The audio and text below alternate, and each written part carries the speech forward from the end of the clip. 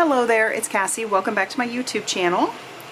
Today I have the Arteza 60 Vibrant Mica Powder Premium Colors.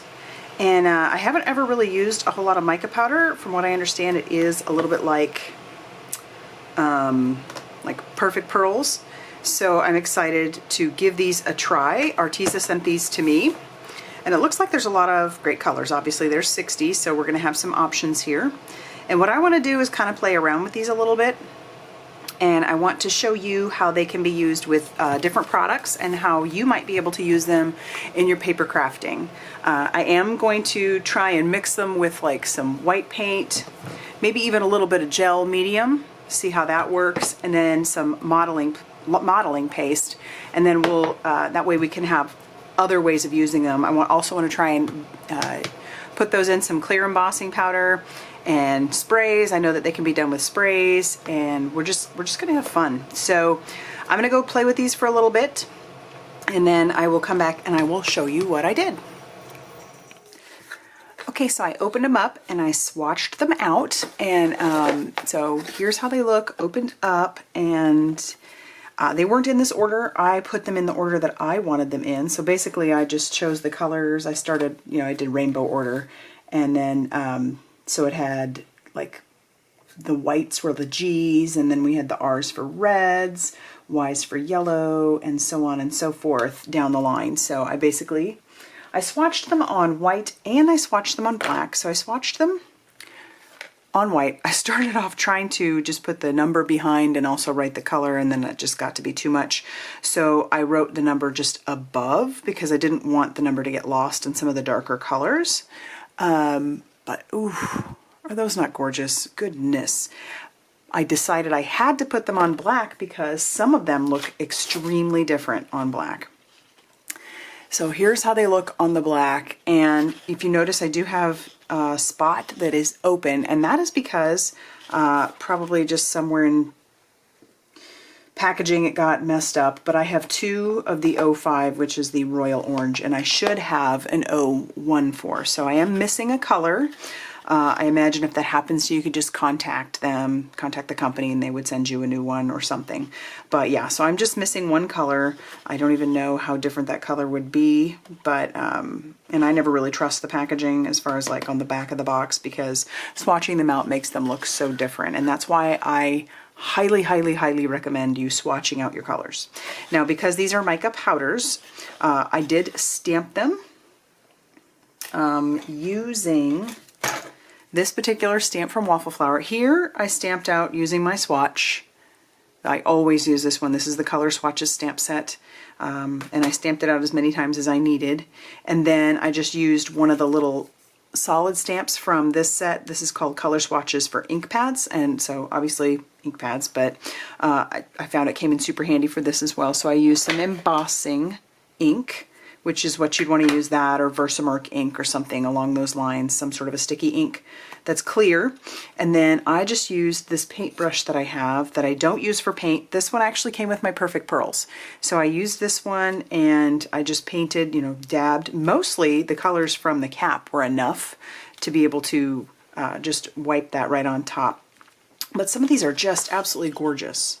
And after you're done doing all of your stamping and your swatching, you're going to want to spritz it with water, because these will flake off otherwise. The water will set it for some reason. So that is something to keep in mind if you're just going to use them plain for stamping. Now that's what the colors look like. Let's talk a little bit more about the box. So one of the things I noticed is that, and I already just about lost it, which is not a good idea. You only get one tiny little spoon. I am sure that these are easily replaceable. You could probably find these very easily on Amazon or something like that, but it only has one little spoon, so don't lose it if you're concerned about that. It came with this little information thing to just talk about: we carefully weigh every jar to ensure that each one has equal amounts of mica powder. If some jars appear to have lower volumes, it's because some pigments are heavier than others. This simply means that some pigments will take up more space than others while still having the same weight. Also, please do keep in mind that the powders can settle over time and appear to have lower volumes. And I thought, oh, that's interesting. But then I realized like, look at this one. If you can see, there's only about, it seems like a fourth of the jar, maybe a third of the jar is filled with this particular powder. This one's my chameleon green, whereas, you know, the one right next to it is full, full, full. So it looks like this one's just been totally used, but they do it based off of the weight. And this box, this is the 60 set of 60. These are 0.18 ounces. You can get, I think it's 35 jars, and maybe it's not 35. I'd have to look, but they are like double the ounce, so they're like 0.35 ounces. But I don't know exactly how many jars are in there. I'd have to look it up again. But yeah, so like I said, comes with one little spoon, and then your little information card, and yeah. And the black paper that I sketched or swatched it out on is this Arteza sketch pad. So it's a little bit flimsy, but I definitely just wanted some black paper to be able to do this with. And I'll keep it with my my mica powders. And then this one's just on some Bristol Smooth. It's just what I had, so I grabbed it. It really doesn't matter. Usually I say swatch it on whatever paper you would use, but I just didn't think it really mattered what these exactly were used on. But aren't those shiny and pretty? So once you have these stamped out and then you have put the color, painted the color over the top with a brush, you're going to want to use some sort of a fixative on it. Water works, but a better solution would be some sort of a, like a Krylon matte finish or some other spray like that would work. You just want to take it outside, and or this one. This is another one, Crystal Coat. This is a workable matte finish. So let's say you want to work in layers. You could work with your mica powders, spray it with your fixative, and then you could work again on top of that, because this is a workable one. But this is a good one. I really like this one and I recommend it. But water should work okay, depending on what it is you're trying to do. I spritzed these with water, and you can still see some of it's coming off. So I'm actually going to take it outside and spray it real quick. Okay, so there it is. And that'll keep it from coming off too much more.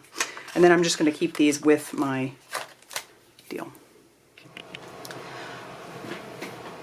These mica powders, it says online that they can be used for a ton of different things. I am a card maker, so I'm going to focus primarily on techniques that would be good for card makers, but you can mix these mica powders in your nail polish, in slime, in polymer clay, resin, candles, pouring acrylics, and the list probably goes on and on and on, but there's just a few.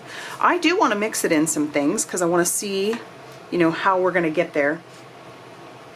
I'm going to use one of these colors that's probably one of my favorites on here, probably the B51, just because I love it. But it's so interesting how different they look on the black paper as compared to the white paper. Even these like purples down here. Look at this one. I mean, that P39 right here. Well, I guess in the light it looks the same, but it's purple on the white, and it looks like almost like an ice color. And then if you look at, you know, another reason why it's so important to swatch out. Let me see.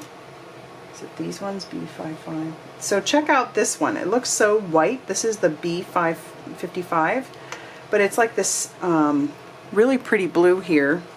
And of course it looks like that on the white.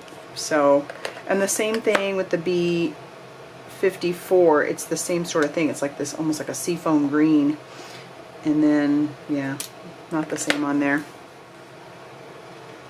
So I put these in number order so it'd be easy to find, but look at that, isn't that pretty? All right, so we're gonna do some mix in, and then we'll put those on the two different papers that we have, just to kind of see how they look on there. Let's start off with some titanium white acrylic paint.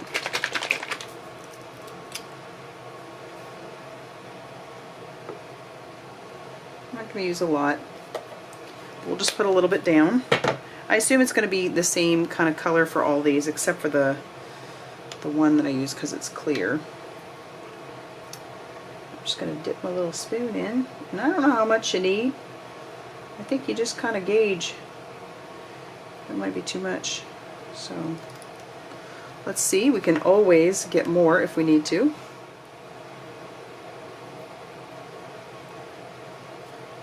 Yeah, it's not really doing a whole lot with that little bit that I put in there, I guess.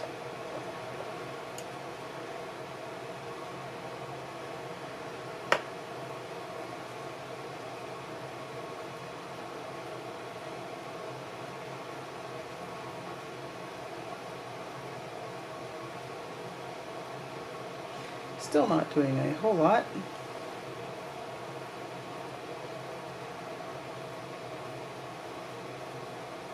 I thought a little would go a long way, so I didn't want to put too much in there and then have it not be, you know, just a waste.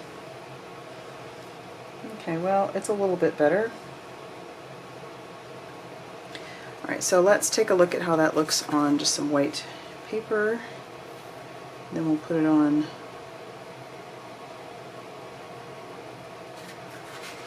So it's pretty light there, and it could be just because I didn't use a whole lot, but I didn't really want to use a whole lot, to be honest with you. I have so many different kinds of pastes. Let's try this one. This one is a light modeling paste. Oh yeah, this one's still good. Okay.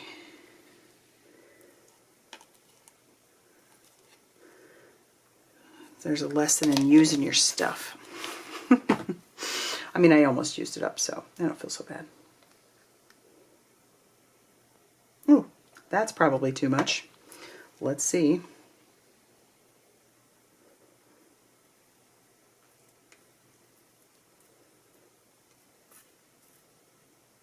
Yeah, that's too much. So it's obviously very different. And the reason why I think it was so different is because that was a white paste. And this is, or a white acrylic paint, but this is a white paste as well, so I don't know. I honestly don't know. Here I am speculating. Okay, so you can definitely put it in paste, and that is cool. I like that on the paste. That's pretty.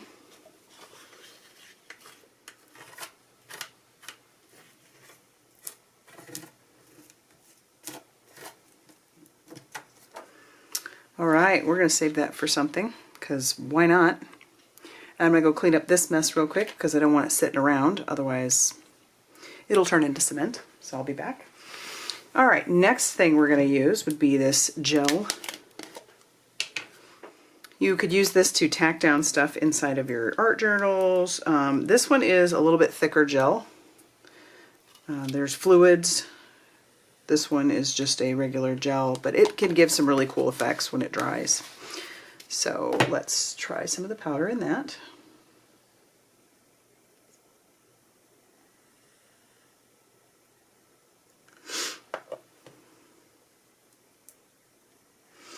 As you can, ooh yeah. As you can tell, it's definitely going to be a it's going to dry fairly translucent, I think, is what it's going to do. Or at least not as opaque as like the paste did. Maybe not, we'll see. And then it'll have that matte finish to it, sort of like the, oh, that's neat. All right, so there it is. It needs to dry, but make it a little bit thinner. And then we'll put that on something too. I mean, why not?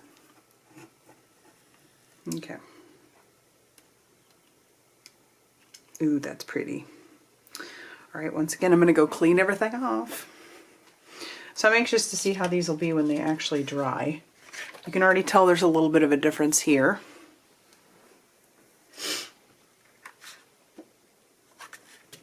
This one's much more matte, and this one will be matte, but this one will still be a little bit, I don't know how to explain it. Since this was a white paste, and this is a gel medium, this one's a thick matte, and it's supposed to be fairly transparent, whereas this is thick matte, but opaque. So you're not supposed to be able to see through it. So there's the difference in those two products. And those were all gold. Well, no, one of them was Liquitex. Liquitex Golden, but it's the same sort of premise if I had used a golden modeling paste as well. So there are those. All right, the next thing we want to do is let's do some embossing powder. If I use a clear embossing powder, and I'm just going to pour some of that in there. Try not to make too much of a mess. All right, that should be plenty. We don't need too much in there. And then I'm going to dump. Let's see how that does. Put the lid on it, shake it up, because that would be just the easiest way. Yeah, and I have no idea how much you're supposed to use. That's pretty though. Look at that. All right, so we'll try that out. So Versamark ink or some sort of embossing ink would work for this.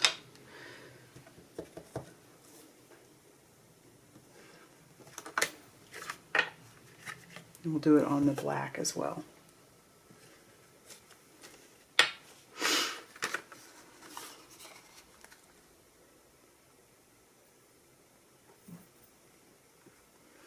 I'm being a nut just doing that way, but oh well, right?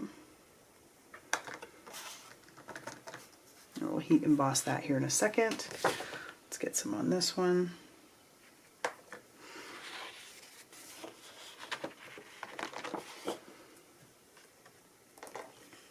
And then let's heat it. Let's see what happens. May not show up on the black.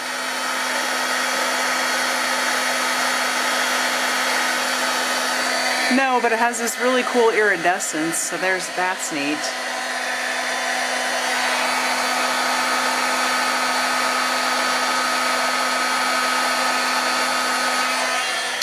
Alright, so that's cool. You can make your own embossing powders. Oops, let it dry first. That's neat. I like that thought process. Alright, so let's do what I did earlier and show you how you can just stamp on it. This is how you get what I did earlier.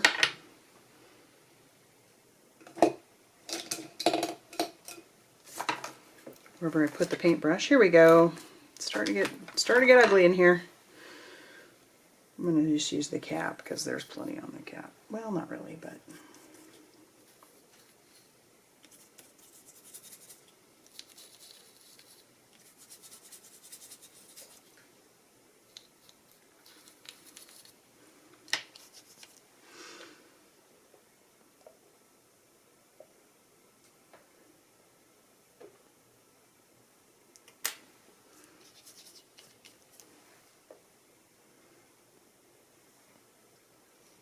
So then you just paint it right on there. But again, like I said, you would want to set it with some water because otherwise it won't bond.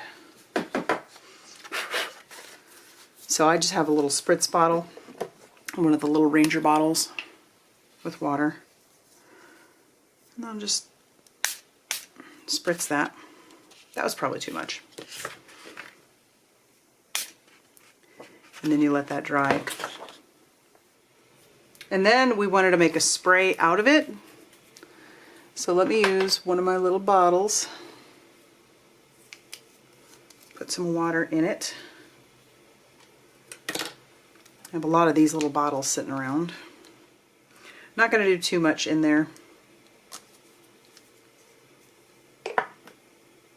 And then I won't put too much powder in there either. But you could probably, if you've ever done perfect pearls before, you've done this.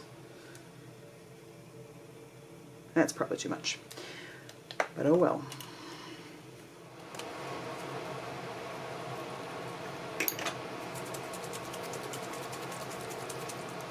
Okay. And then you have a spray. Maybe you do, maybe you don't.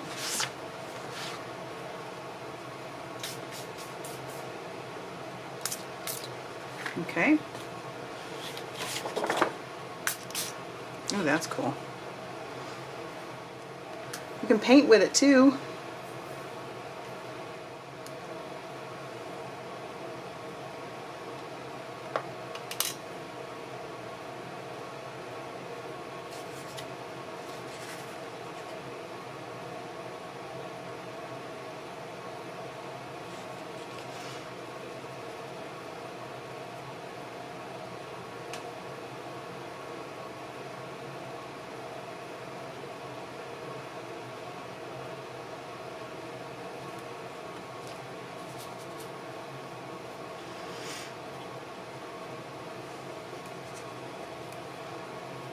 All right, so we can paint with it too.